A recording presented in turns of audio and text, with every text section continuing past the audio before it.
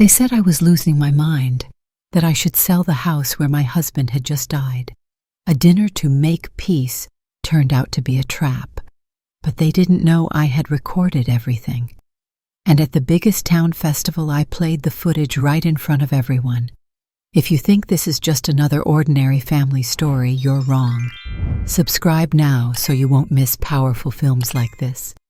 I have lived through 53 winters in that house. 53 cycles of frost tracing its fingers across the windows, snow blanketing the world in a silence so deep it sometimes felt like grief itself. 53 holiday seasons with twinkling lights around the porch, the scent of cinnamon rising from the kitchen, the old record player spinning Bing Crosby, for no one in particular. That house once pulsed with warmth, laughter, memories packed into every creaking floorboard and curling corner of wallpaper. But ever since Gerard died, it's gone cold. Cold not just from the broken furnace or the leaky window panes, but from something deeper, a stillness, an abandonment. It was January when he fell. The town of Coldwater Falls had just endured a blizzard, one of the worst in 2 decades. The snow outside reached the windowsills. Power lines drooped like weary arms. And Gerard Carver, my husband of 57 years, slipped on the steps leading down to the tool shed. He'd gone out to get salt for the walkway, insisted he didn't need help. Just 5 minutes, he'd said, grinning in that way of his, still trying to be a provider, even when his back ached with every breath. I heard the thud. It wasn't loud, more like a dull slap of flesh on ice. When I found him, he was lying awkwardly, one leg bent under the other, eyes wide in shock. The steam from his breath had already started to thin into nothing. And in that moment, my first thought was not of calling for help. It was the silence, the unbearable, terrifying silence that suddenly descended like a curtain across the stage of my life. The police came. They took statements. A quick report. Accidental fall, they said. No signs of foul play. I signed a form I didn't read, then signed another. They zipped him up in a black bag and wheeled him away like he was a faulty appliance. 3 days later, I buried my husband. And on the 4th day, Nathaniel and Clara arrived. No flowers, no casseroles, no clasped hands and whispered condolences.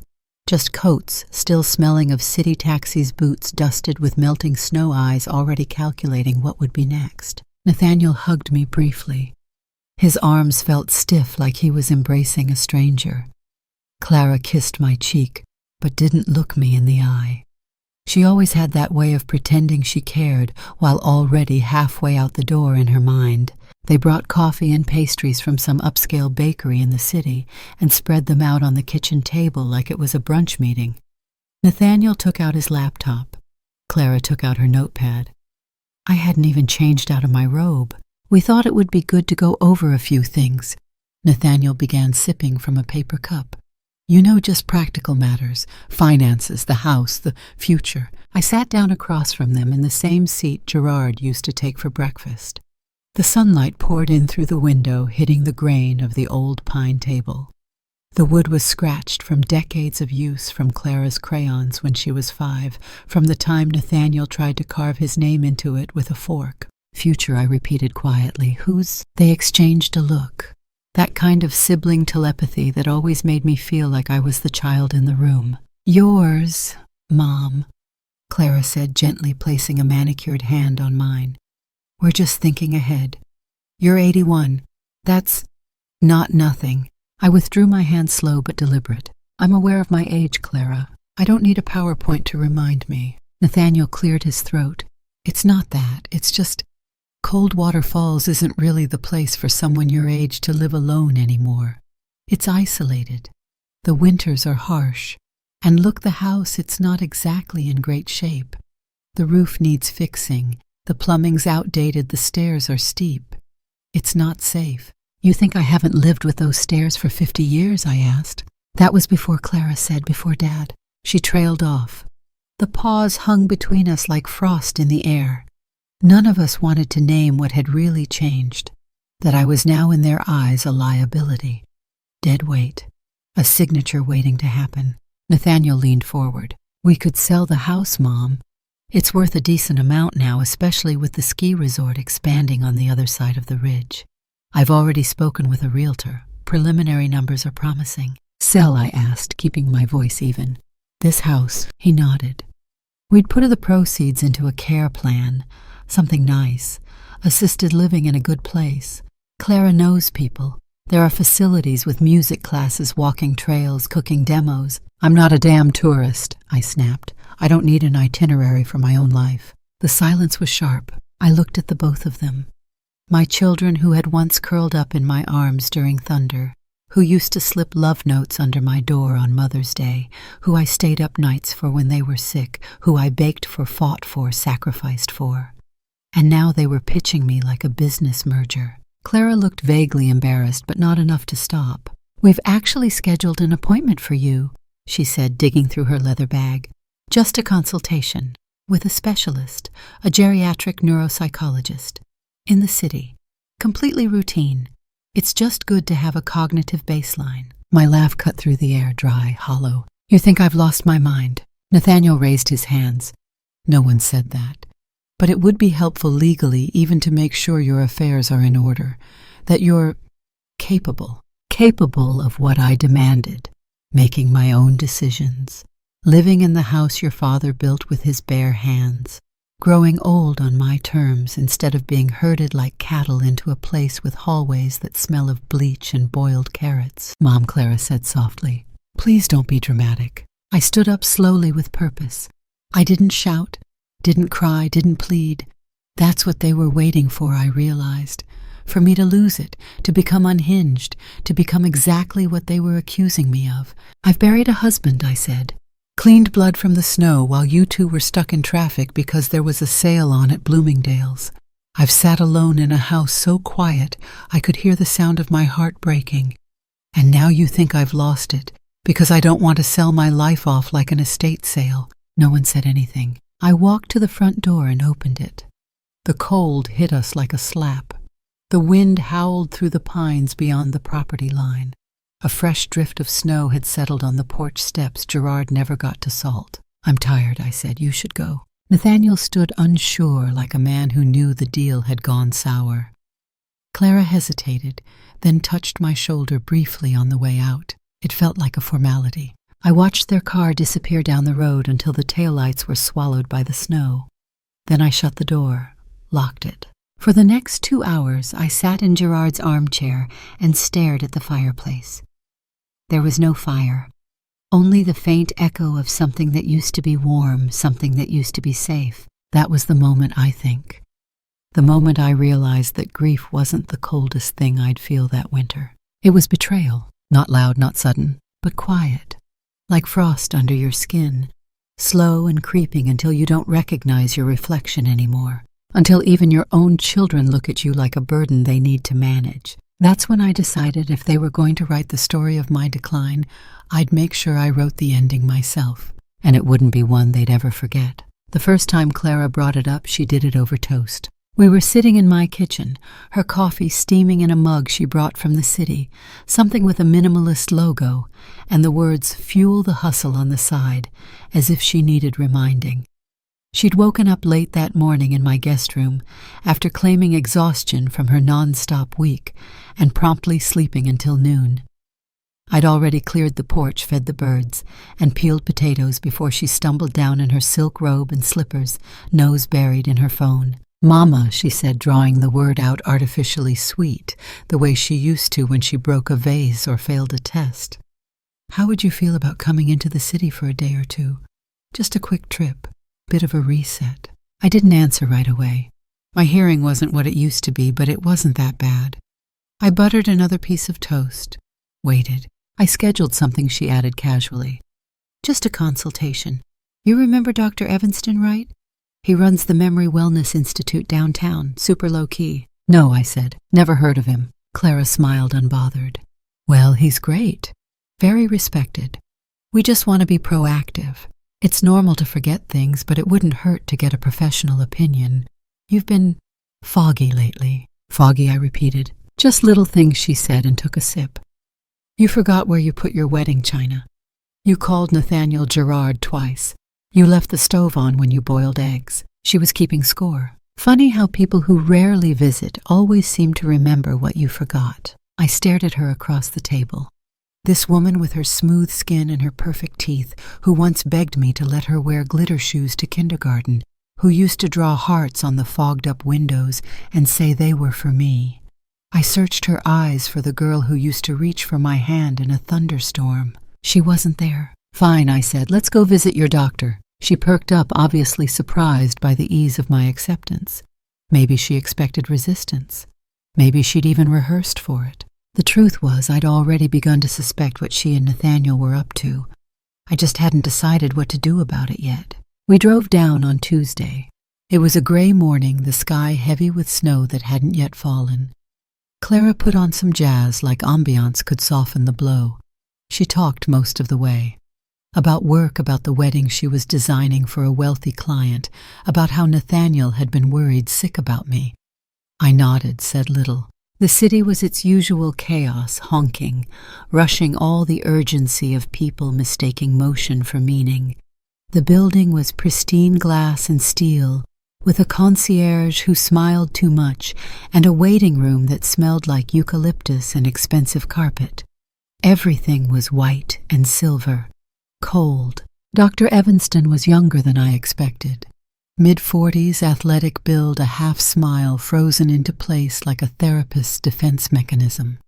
He wore one of those tailored navy jackets with the elbow patches, and his office had the faint scent of espresso in academia. Mrs. Carver, he said, standing to shake my hand, I've heard so much about you. I nodded. Pity I can't say the same. Clara let out a tight laugh, awkward and thin. The doctor smiled like he was used to resistance. We'll just do a little chatting, he said. Nothing too invasive. Think of it as a friendly conversation. I gave him my best look, the one that used to make my kids freeze mid-tantrum. I was married for 57 years, I said. You don't survive that long by mistaking an interrogation for a chat. He chuckled and motioned to the couch. Clara stayed behind the glass wall, pretending to be absorbed in a magazine. I could see her eyes watching us in the reflection. The question started out harmless enough. What year is it? Who's the president? What day of the week is it? I answered, slow and deliberate. I made a point of hesitating now and then, not because I didn't know, but because I wanted to see what he'd do when I did. What's the name of your daughter? I looked up. I used to call her Buttercup, I said. She hated it by the time she turned 10, said it made her sound like a cartoon. Now she calls me Mama when she wants something, but Edith when she's mad. He wrote something down. He asked me to name as many animals as I could that started with the letter S. I gave him 17. He smiled politely, but I saw the flicker of something in his eyes. Surprise, maybe. Then came the recall test. He read a list of words and asked me to repeat them back 5 minutes later. I missed 2, on purpose. He nodded slowly, wrote more notes. The rest blurred together. Draw a clock. Copy a shape, explain the meaning of a proverb. All the while his questions were couched in concern, his tone gentle, but the intention was clear. He wasn't trying to help me. He was trying to confirm something. Clara's voice at dinner. Nathaniel's suggestion about long-term care. The realtor I overheard leaving a voicemail. All the breadcrumbs pointed in one direction, and here I was being gently ushered into the trap. When we left, Clara was overly cheerful. Wasn't bad, right? She asked as we buckled in. Dr. Evanston is great. Charming, I said flatly, like a bloodhound in a cashmere suit. She didn't get the joke. We drove back in silence. That night I went to bed early. Or pretended to. I waited until Clara's light went out, until her rhythmic breathing floated from the guest room. Then I got up, walked down the stairs that were supposedly too steep for me. My knees ached, yes, but I was steadier than they wanted to believe. In the living room, I saw the manila envelope before I turned on the light. It was sitting neatly on the table alongside a glass of water and a post-it note in Clara's handwriting. Thought you might want to look at this tomorrow. No pressure. Sleep well. Inside the envelope were 3 documents. The first, a home valuation, $467,000, more than I'd expected. The second, a contract of sale, already prepared, just waiting for my signature. Realtor's name typed out in bold at the bottom. The third, a durable power of attorney granting full financial and medical control to Clara Carver and Nathaniel Carver, respectively. I sat back in my chair, envelope in hand, and listened to the clock tick on the wall. Tick, tick, tick. How long had they been planning this week's months? I wondered if they practiced what they'd say in the car. If Clara rehearsed that sugary tone in front of the mirror. If Nathaniel had typed out the clauses himself, proudly confident that Mom would never notice. I thought about the past year, the missed calls, the canceled visits, the sudden push for me to downsize. It wasn't about love, it wasn't even about concern. It was about control. I could feel the heat in my chest rise, anger, sadness, disbelief. But it cooled into something else. Resolve. I didn't tear the papers. I didn't write a dramatic note. I simply placed the envelope back where it was untouched. Then I turned off the light and went to bed. That was the night I made my decision. If they wanted to pretend I was losing my mind, I'd give them just enough doubt to hang themselves with. If they were going to write the ending to my story, I'd make sure it was my script. So I began to forget small things. Where I left my scarf. Which day the garbage went out. I fumbled the remote. Missed the name of the neighbor's dog. Called Nathaniel by his father's name on purpose twice. And when Clara said, maybe it's time we talk about next steps, I smiled vaguely and asked if she'd seen my slippers. It was subtle, careful, calculated. Because if there's one thing I know better than anyone, it's how to spot a performance. And this time the stage was mine. He always kept things where I'd never find them until I needed them. Gerard wasn't a secretive man, not in the traditional sense.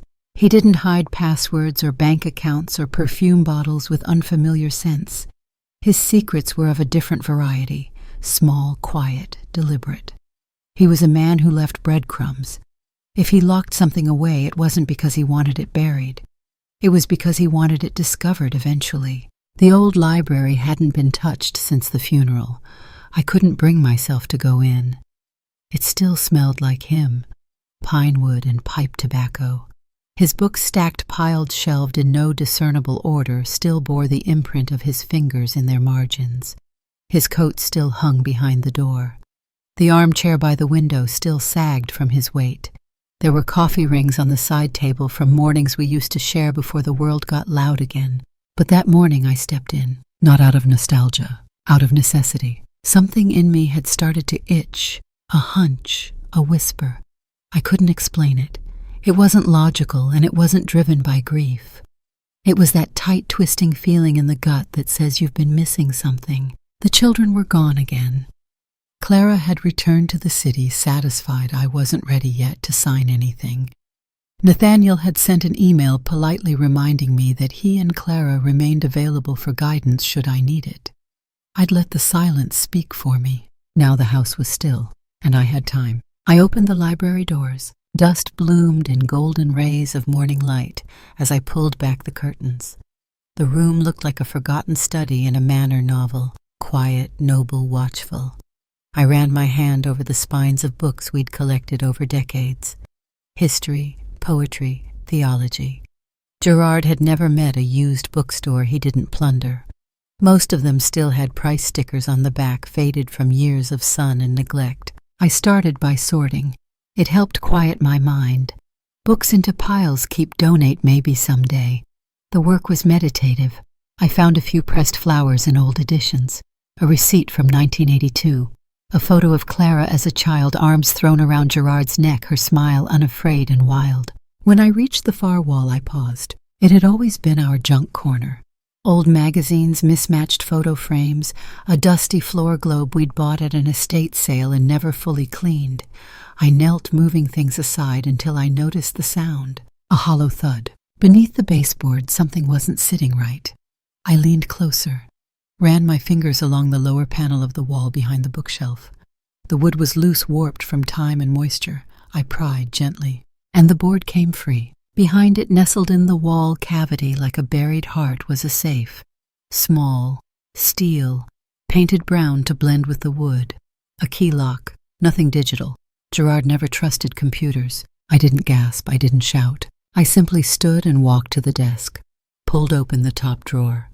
Gerard had always kept a tin box there for paper clips, rubber bands, and keys. Inside were 4 keys. I tried the smallest. It clicked. The safe door creaked open. Inside was a single manila folder and a black velvet pouch. No bundles of cash, no gold bars, no scandalous photos. Just paper. I sat at the desk and opened the folder. The first document was titled, The Carver Fund. Private Charitable Trust Declaration. Dated 12 years ago. Signed by Gerard Franklin Carver. And beneath his signature mine. I blinked. Had I signed this? My hands traced the paper like it could whisper to me. But as I read the lines, memory stirred like a forgotten melody. He had brought home papers once. He'd said it was for insurance for long-term planning. I was making soup distracted. I hadn't asked questions. I just signed. Now I read the truth. The Carver Fund was real, fully incorporated, federally recognized, and modestly funded from Gerard's pension savings, small investments, and stock dividends. The purpose was written in careful formal language, but the meaning was searingly clear: to provide discretionary grants, emergency funds, and ongoing support for elderly women abandoned, neglected, or otherwise disenfranchised by their families or communities. Underlined twice: abandoned, neglected. Gerard had seen it coming, not in detail perhaps, but in shape, in the way Clara's visits grew shorter, in how Nathaniel called only when he needed tax advice. In the questions they began asking, "What's your plan? Dad, shouldn't you two downsize? Have you thought about assisted living?" He had seen it, and he had prepared. The fund was under my name, held in trust. He had kept the official copies here, away from the children, away from the bank, away from noise. Attached was a ledger. It listed several names, women I didn't know. Eleanor R. Mavis, K. Dolores T. Each entry had a brief note beside it. Helped with moving fees after son evicted her. Covered legal costs for will dispute. Emergency grant for medication family refused to pay. These were real stories, real women, and now the fund's full management defaulted to me. There was a final letter, folded neatly, in Gerard's handwriting. My name at the top, M. If you're reading this, something happened before I could explain it. Or perhaps I didn't know how. Maybe I was too proud. Maybe I thought we had more time. Either way, this belongs to you now. I started the fund because I saw what happens to women like you. Strong women, brilliant women, women who gave their lives to raising families only to be discarded when they needed care themselves. I saw it happen to my mother. I saw it begin to happen to our friends. I feared it might happen to you. And now if I'm gone, I trust you've already seen the signs. Clara and Nathaniel are still your children. That's a truth that can't be erased, but their love may not always look like love. Sometimes it looks like convenience. Sometimes it hides behind words like help or support or best for you. Don't let them shrink you. You were always the one with the fire. Even when you were quiet, I could feel it. So if you're still reading, and if the world has started to treat you like a fading photograph, set it on fire. Gerard. My hands trembled. I folded the letter, pressed it to my chest. For a long moment I didn't move. The safe sat open. The air in the room had shifted as though the house itself was breathing again. The walls no longer leaned inward. The silence no longer felt hollow. I had something now. Not just proof. A weapon. A legacy. And I understood as I slid the folder back into the velvet pouch and locked the safe behind me that Gerard had not just left me something to protect myself with. He had left me a purpose. That was the moment I knew this wasn't going to end with silence and signed papers. This was going to be a reckoning. And I would make sure my voice, my story, was louder than any signature they tried to steal from me. The sky over Coldwater Falls had turned the color of bruised steel by the time I made it down the hill to Harriet Sloane's house. It sat at the edge of the tree line where the pavement gave up and the pine roots ruled. The kind of place where the mailbox leans slightly and the porch swing creaks even when there's no wind. It hadn't changed in decades. Gerard used to call it Harriet's Hermitage, said she belonged out here in the quiet among books and cedar. I hadn't been back since his funeral. There was too much of him in the place, too many stories embedded in the porch wood. I knocked once, then twice. The door opened halfway and a sharp eye peered out behind thick bifocals. "Edith," she said slowly. Well, damn. Either I'm dreaming or the dead are walking. I hope it's the first, I replied. May I come in? Harriet stepped aside without another word. Her house smelled like lavender oil and old paperbacks. She wore a knitted shawl over a flannel nightgown, and her white hair was coiled into a loose bun that hadn't been brushed in days. But her mind, still razor-sharp. You want tea? She asked as she shuffled toward the kitchen. I want the truth, I said. She paused, glanced over her shoulder. That bad, huh? Worse. We sat in her den. It was lined with books from floor to ceiling. No TV. No internet router, just a battered record player humming Debussy in the corner. She poured me peppermint tea in a chipped mug that said, I prefer dogs.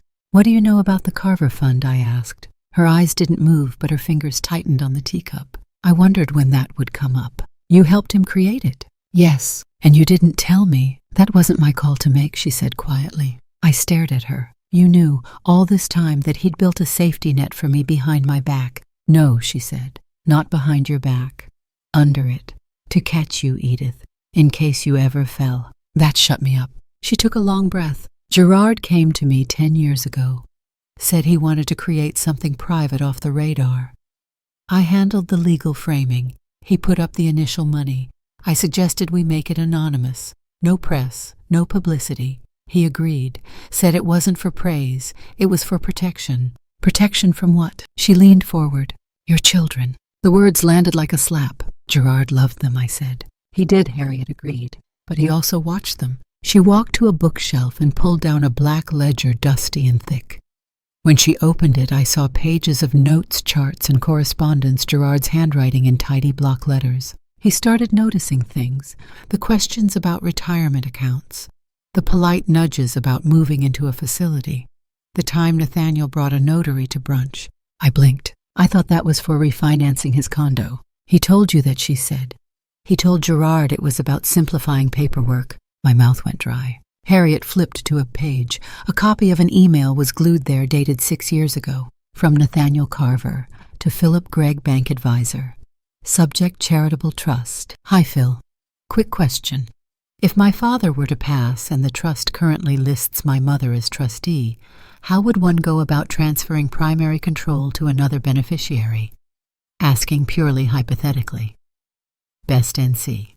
I stared at it. So it wasn't just theoretical. No, Harriet said. Gerard didn't confront him, but he took precautions, updated the fund protections, made sure you couldn't be removed without a notarized statement in your full capacity. I almost signed that last week, I whispered. She nodded grimly. It was coming, Edith. He saw the wave forming. That's why he started keeping a journal. That's why he installed the cameras. My head whipped toward her. What cameras? She stood again slower this time and opened a drawer, pulled out a brown envelope. Gerard had an old surveillance system. Nothing fancy, just a motion-triggered camera in the tool shed. He was getting paranoid, yes, but maybe he had reason. The fall wasn't entirely an accident, was it? The room spun slightly. He fell, I murmured. Yes, she said. But did he only fall? I reached for the envelope with both hands. Inside were several USB drives labeled in Gerard's handwriting. One caught my eye. Deck 14, 6:13 p.m. The day of his fall. I haven't watched it, Harriet said. That was for you. I didn't speak for a long time. When I finally looked up, my voice was low. I need access to the fund records, original registry, transaction history, beneficiary list. Harriet nodded. I'll email you a backdoor link. Only you and Gerard had access. You'll need the passphrase. She scribbled something on a piece of paper and slid it across the table. I unfolded it. It read, "The lioness hunts alone," a phrase Gerard used once years ago when Clara had gone off to college and I was crying in the kitchen. He'd held my hands and said it with a smile, half serious, half proud. The lioness hunts alone. But no one forgets she's a lion. It wasn't just a passphrase. It was a declaration. I tucked the paper into my coat pocket along with the USBs. Harriet didn't ask me to stay. Didn't ask me what I would do next. She knew better. She had lit the match, handed me the kerosene, and stepped aside. On the way out, she put her hand on my shoulder. Don't let them win, Edith. I don't intend to. And don't let the guilt stop you. Loving someone doesn't mean letting them rob you blind. I turned, met her eyes. It's not guilt, I said. Not anymore. It's rage. She smiled, sad and proud. Then burn it down. Outside, the wind had picked up. The pines were swaying like old sentinels watching me pass. As I walked back down that frozen dirt road, I gripped the envelope tighter under my coat, the phrase echoing in my mind like a battle cry. The lioness hunts alone, and tonight I was going to find out exactly what my children were hunting for, and who they thought wouldn't bite back. The house was silent that night, not the comfortable kind of silence that wraps around you like an old quilt. No, this was the sharp-edged silence of knowing, of truth pressing its cold palm against your back and whispering, "Now you've seen it. Now you do something." I sat in Gerard's old library, the safe still slightly ajar behind me. My fingers hovered over the laptop keyboard, the USB drive blinking red in its port like a beating heart. I hadn't watched it yet. The file was there, titled plainly Dec 14 6:13 p.m. Cam 2, no password, no encryption, just one man's quiet desperation to make sure his voice wasn't the only one that told the story of how he left this earth. I clicked. The video was grainy, probably recorded on a cheap trail cam meant for deer watching. Black and white. No audio clarity, just the fuzzy hum of an ancient microphone doing its best to catch voices it wasn't built to hear. But I saw them. Gerard, Nathaniel, standing in the tool shed, the light overhead flickering like it already knew. My husband looked tired.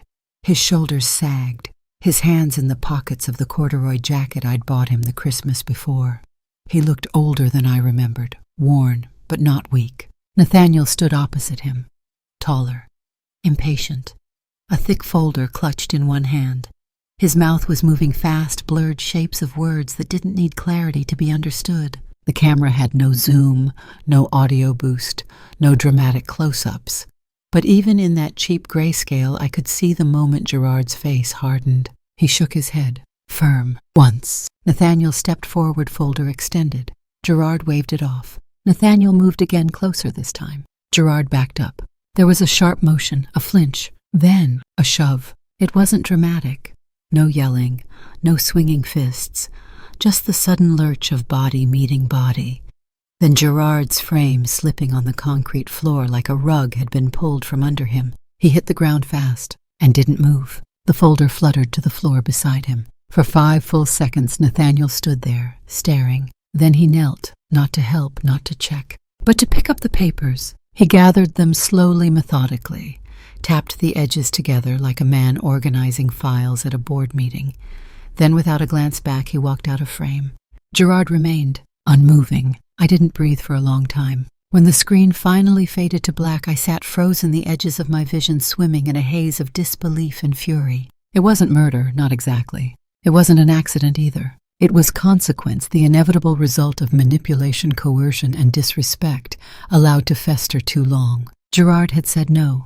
Nathaniel had made sure that no became silence. I didn't cry, not then. Instead, I copied the file to a second drive, backed it up to cloud storage, printed stills, time-stamped, stored one copy in my purse, another in Harriet's safe. And then I stared at the screen. I could have called the sheriff, could have driven straight to the police department with evidence in hand and said, "There, that's what happened. That's what he did to the man who raised him." But something in me resisted. This wasn't about courtrooms. This wasn't about prison sentences or lawyers or plea deals. It was about witnesses, about the town that still called my children pillars and upstanding citizens and dutiful offspring, about the mayor who sent them handwritten notes, the church who praised their care, the newspapers who printed photos of them standing beside me at Gerard's funeral like nothing was broken beneath our feet. It was about Coldwater Falls, the town that forgot to look deeper. They would learn the truth, and they would learn it together, not behind closed doors, but beneath a winter sky, at the very event where they planned to polish their image once more, the Winter Heritage Festival. A night of pageantry, a banquet of smiles, a podium just waiting for a microphone. They were to be honored there, for preserving family legacy. I almost laughed when I remembered the invitation. They didn't know I'd seen the video. They didn't know I'd found the fund. They didn't know I remembered who I was. I leaned back in Gerard's chair, letting the weight of it all press down, settle into my bones. I had been the quiet mother, the polite wife, the afterthought. Now I would be the reckoning. They picked a restaurant too elegant for sincerity. white linens, polished silverware, waiters in tuxedos who spoke in soft, rehearsed tones. It smelled of rosemary and wine and pretense, a place where conversations were meant to sound expensive and forgettable. Nathaniel had made the reservation. Of course he had. His name was on the placard by the booth carver. Private room. Clara was already seated when I arrived, her smile tighter than the satin bow on her neck. "Mother," she said, rising to kiss my cheek, "you look radiant." I almost laughed. I hadn't worn makeup in weeks. Nathaniel stood next. No hug, just a nod, a pat on my shoulder like I was a guest at his boardroom lunch. "I'm glad you came," he said. "I'm curious why," I replied, sliding into the seat they'd chosen for me between them, no clear view of the door back to the wall. A trap. They were trying to make it look like a family dinner. It felt more like a cross-examination. The waiter arrived. We ordered. Wine was poured. Bread was broken. They asked about my health, about Harriet, about the chilly winter in Coldwater Falls, like they gave a damn how cold it got in the house they wanted to sell. Then came the main course. And the paper. It came out of Clara's purse, folded neatly in a cream-colored envelope, the kind that usually holds wedding invitations. Before dessert, she said sweetly, "We just wanted to run something by you." I didn't touch it. She opened it for me. A packet of documents typed in font too large, as if my eyes had failed as completely as their moral compass. Power of attorney revisions, real estate reassignment, bank access forms, all dressed up in legalese and family concern. Nathaniel leaned in. "We've been talking, and we think it's time you had less to worry about." Clara nodded. "You've been through so much. You deserve peace. We can help carry the burden." The burden. That's what they called my life, my home, my identity. "I see," I said, and in return, "Just sign here," Nathaniel said, tapping the final page. I picked up the pen they'd thoughtfully placed by my plate, twisted it slowly in my fingers. "I'd like to read it at home," I said. "My brain's not what it used to be, remember?" Clara laughed nervously. "We can walk you through it." "Oh, I'm sure you could," I said, sliding the papers back into the envelope. "But if I'm going to be too senile to own property, I'm sure I'm too senile to follow Clause 15. That landed. Nathaniel's jaw tightened, but I didn't look up.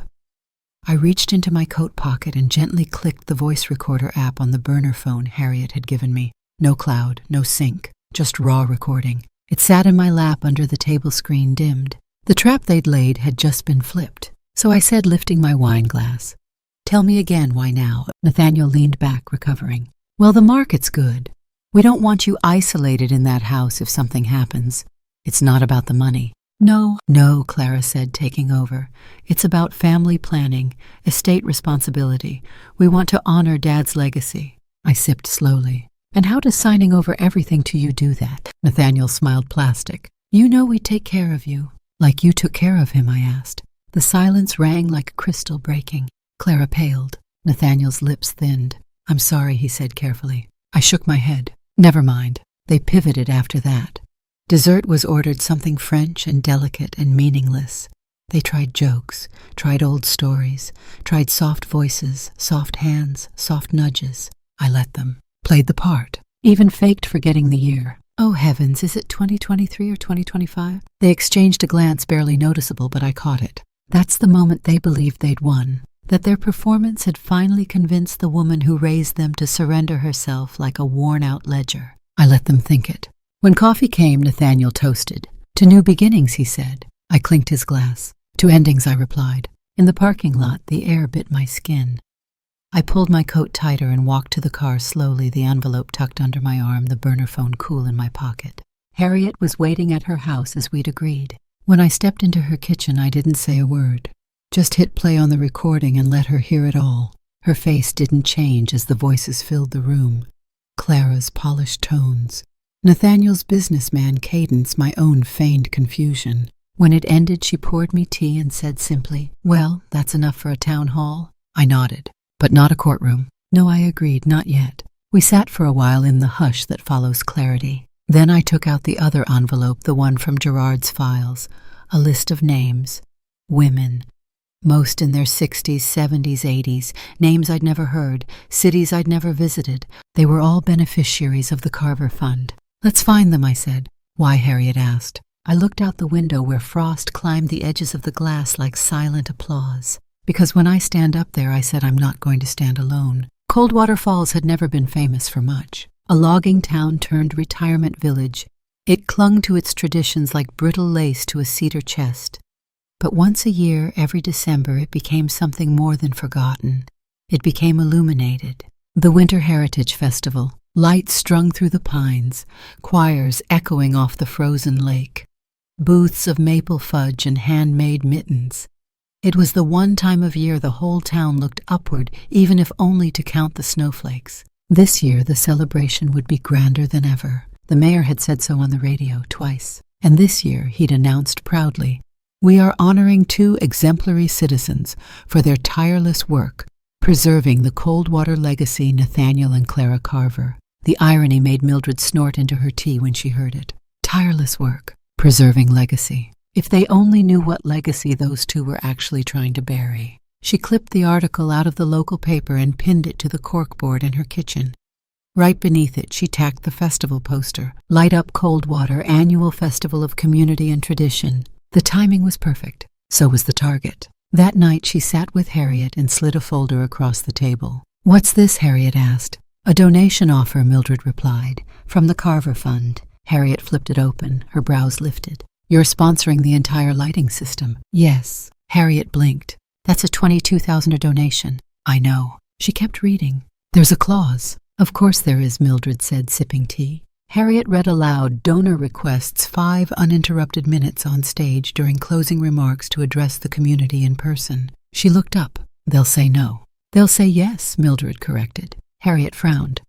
"They won't hand you a microphone in front of the whole town." "They will," Mildred said softly, "because they've already accepted the check." The response came 3 days later, a formal letter from the festival committee signed by the mayor himself. "Dear Mrs. Carver, thank you for your generous sponsorship. Your donation enables us to expand this year's lighting program and preserve a cherished tradition. We welcome your presence on stage during the closing ceremony. Please coordinate with our event manager to confirm timing and setup. With gratitude, Mayor Philip Corbin." Mildred placed the letter beside her breakfast and smiled at it while buttering her toast. It had begun. Nathaniel and Clara didn't know. They were too busy preparing their acceptance speech, designing a slideshow of old family photos, and booking a photographer from the city. They had no idea the stage they were about to stand on had already been rewired beneath them. Harriet came over the next morning to help Mildred write her remarks. "What are you going to say?" she asked. "I'm not sure yet," Mildred admitted, "but it has to be more than revenge." "Then what?" "A beginning," Mildred said. "For the women like me. For the women no one thanks." In the days leading up to the festival, the town buzzed. Lights went up across the square. Choir rehearsals echoed through church basements. The local school painted banners. The bakery sold out of ginger cookies by noon. Clara and Nathaniel were photographed in front of the old town clock, holding hands with the mayor. It made the front page. Mildred stayed home, watched, waited, rehearsed. Her old voice, once used for lullabies and reading bedtime stories, had learned a new cadence, firmer, colder, a voice that would not ask to be heard but demanded. She checked the file again, Gerard's video, played it once more, just enough to remember what she owed him, what she owed herself. The stage would be set at the park amphitheater. Heated tents would line the perimeter. The crowd would gather with warm cider and cameras. A podium, a screen, a list of speakers, and 5 minutes at the end reserved for a message from our generous donor. Clara thought it would be a thank you. Nathaniel assumed it would be nothing. Mildred told no one otherwise. Even Harriet had stopped asking. There was a silence between them now, one of solemn anticipation. Harriet brought tea, left it on the porch, and nodded. Mildred opened the door, lifted the cup, and nodded back. Some battles don't require words. The night before the festival, Clara called. "Just checking in," she said brightly. "Are you planning to attend tomorrow?" "I wouldn't miss it," Mildred said. "Well, bring a coat. The wind's brutal." "I've lived through 81 winters, Clara." A pause. "Right, of course." Mildred smiled into the phone. "I look forward to hearing your speech." Clara's voice stiffened slightly. "Oh, you heard about that." "I hear things." "Well, Clara recovered. Nathaniel and I are just going to say a few words about community tradition, you know." I'm sure it'll be lovely. Another pause. You really should think about signing those papers, Clara said quietly. I have, Mildred replied.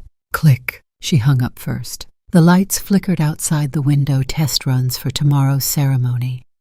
Thousands of tiny bulbs coming to life, one string at a time, like the town was exhaling into its own myth. But this year the myth was hers to rewrite. Coldwater Falls had never been this bright. 300 people huddled beneath the frozen square, their faces flushed from the cold and the glow of the lights. Church bells rang through the night. Children sang carols by the hot chocolate stand, and amidst the dazzling cheer, all eyes turned toward the main stage, where the Carver siblings were moments away from being honored for their devotion. Clara stood at center stage, clutching her speech with white knuckles. Nathaniel adjusted his designer collar, his smile polished like a press release. No one noticed the small, elderly woman slowly making her way toward the edge of the platform, her scarf wrapped tightly, her gaze unwavering. Mildred Carver didn't walk like someone betrayed. She walked like someone who had buried her silence for half a century and had finally come to speak. The MC held the microphone, voice cheerful. Before we honor our beloved siblings, Nathaniel and Clara Carver, let's welcome tonight's primary sponsor, Mrs. Mildred Carver. Mildred stepped forward. No applause, only silence. The light enveloped her. Her fingers trembled not from the cold, but from what she was about to do.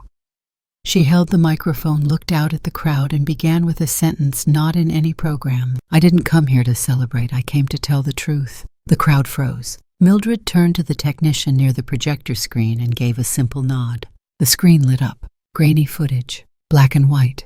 Inside a barn. Gerard, Nathaniel, the shove, the fall. A gasp escaped from someone near the front. Mildred didn't turn around. She didn't need to. She had lived with that footage long enough to remember every flicker, every breathless second her husband lay helpless and alone. She kept speaking, her voice steady, not a trace of tears. This town raised us to believe that family means honor. That legacy is kindness handed down. But legacy can be stolen. And tonight you should know my husband did not die of age or fate, but because of a decision. Nathaniel's body went stiff. Clara stood frozen pale as snow. After that night, Mildred continued, they tried to silence me, called me confused, brought me papers I couldn't read. But I remembered. I remembered everything. The video shifted. Audio now. A secret recording from the reconciliation dinner. Clara's voice. We just want to carry the burden. Nathaniel, it's not about the money. Mildred, I'm sure it's not. A woman in the crowd whispered, Dear God.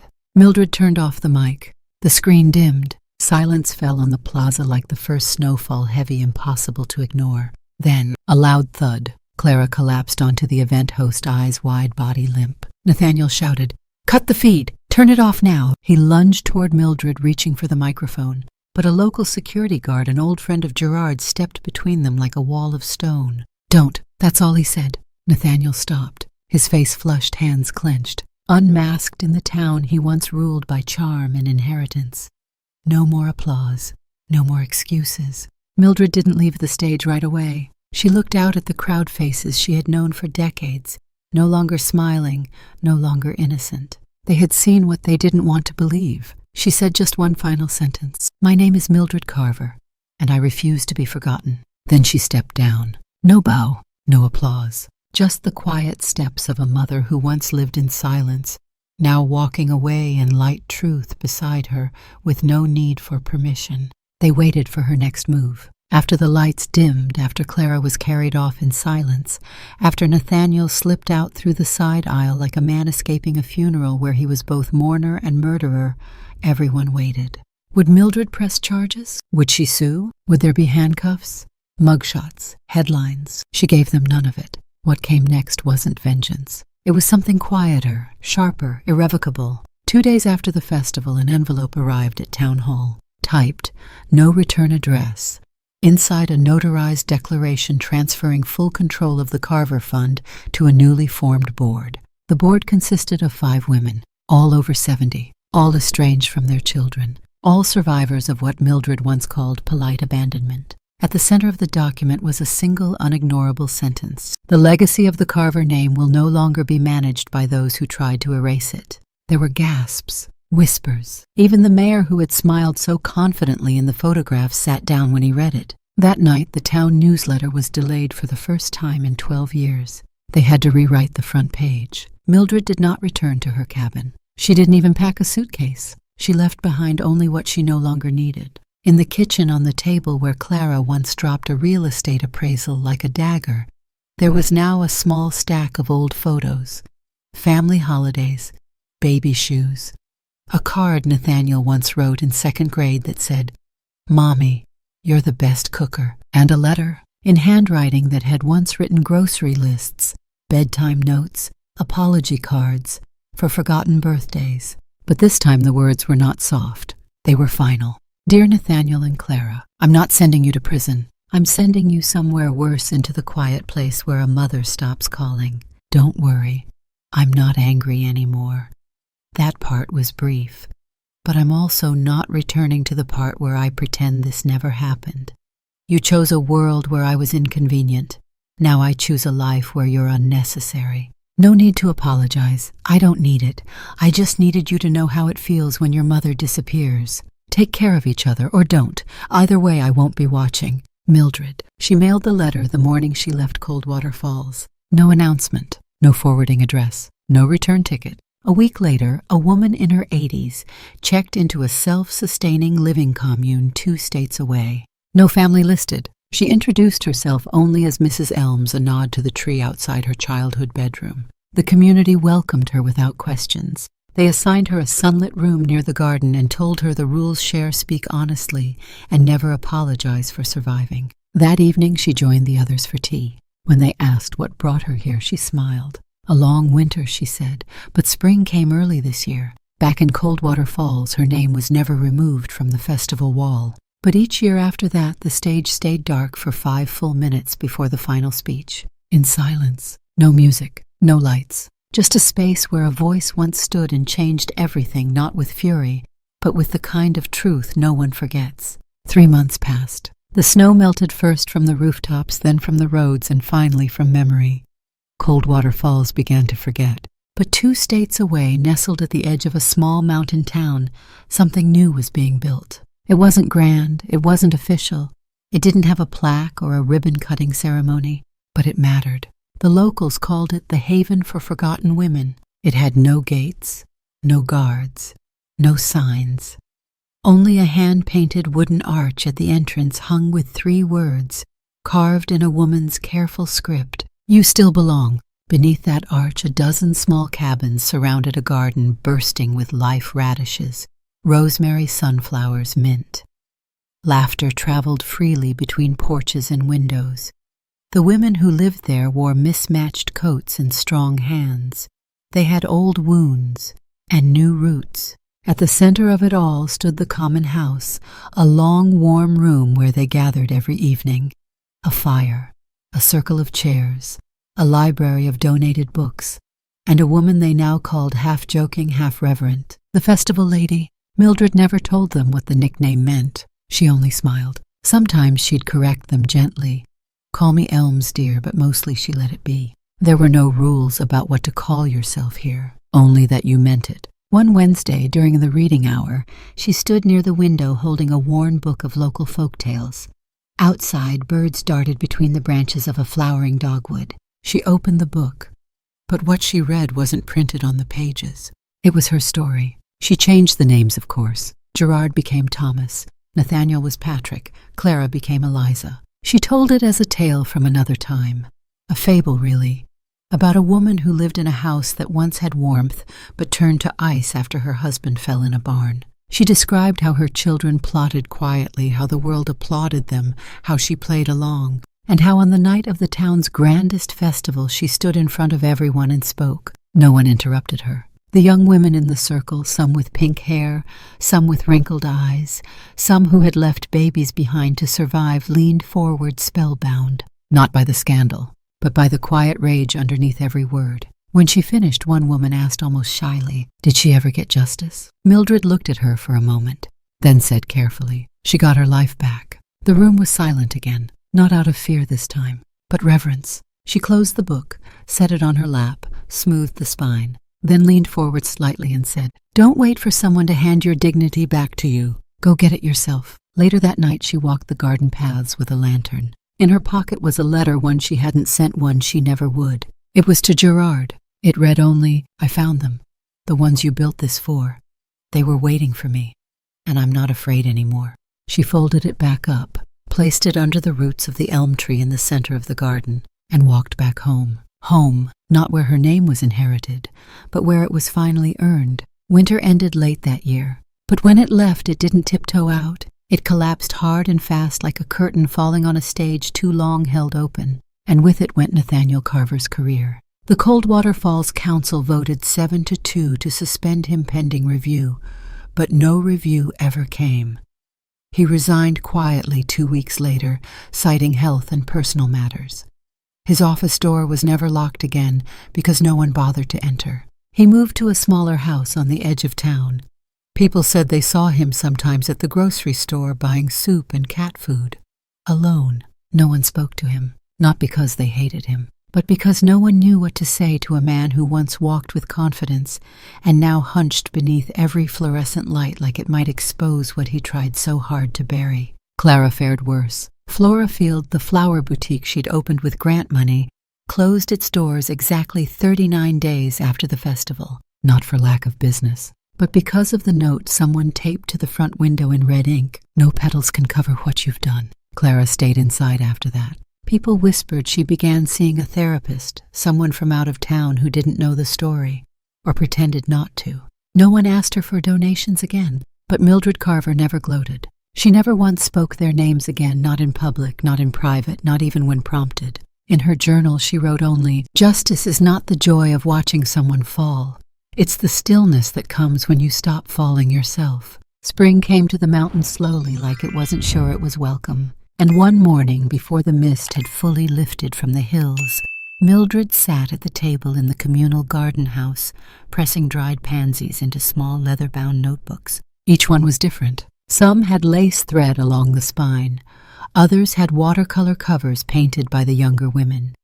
Each one bore a name inside, written by hand in blue ink beneath the words, "To her who was never truly forgotten." Inside the first page, all identical, was one sentence: "If you think you've been forgotten, you've never seen what happens when a mother rises." That week, the post office received 212 padded envelopes, each addressed in Mildred's handwriting. Each sent to a different woman across the region, some from church rosters, some from retirement home registries, some from memory alone. Widows, estranged mothers, women who once taught school, led choir-nursed husbands through cancer-raised children who no longer called. No return address, only the words, "From a friend who knows." They opened them in silence in kitchens and bedrooms under flickering lamps and morning sun. Some wept, some smiled, some picked up the phone to call a daughter, then put it back down. No one threw the notebook away, not a single one. And somewhere in the mountains, in a small cabin with ivy creeping along its porch rail,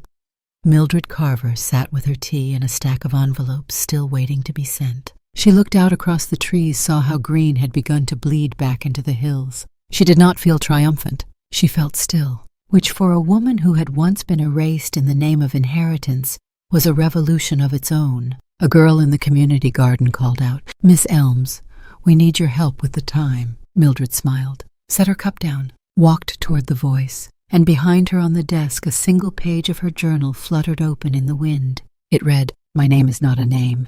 It's a light that outlived the storm."